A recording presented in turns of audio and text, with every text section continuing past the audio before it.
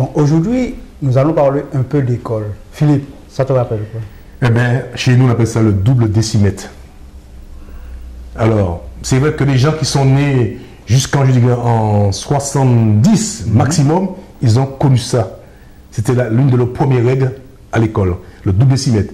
Qui était aussi un jeu pendant que le prof, à l'époque c'était le maître d'école, mettons dit les professeurs d'école, faisait son cours, on s'amusait à faire tourner, on appelle ça l'avion, on faisait tourner sur la table, on faisait entre copains et copines, on faisait des compétitions, savoir qui allait remporter le match, parce qu'on faisait tourner ensemble notre double décimètre, et celui qui restait le plus longtemps à tourner avait gagné, avait remporté. Il y avait des compétitions.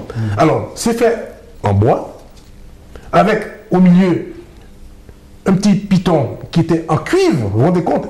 Aujourd'hui, le cuivre, ça vaut de l'or. À l'époque, le cuivre était considéré comme un matériel de basse gamme. Aujourd'hui, c'est le contraire.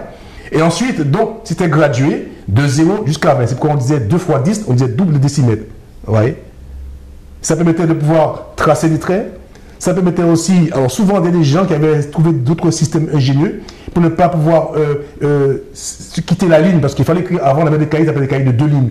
Il fallait écrire entre les lignes, donc il plaçait cette règle au lieu de la deuxième ligne, et il pouvait écrire sans pouvoir déborder ou dépasser, ou même pour colorier des carrés, des rectangles, etc. Donc on avait quand même des idées ingénieuses avec ce petit objet qui est uniquement le double décimètre, qui était de couleur jaune et qui était quand même très remarquable à sa couleur et à sa forme, le double décimètre.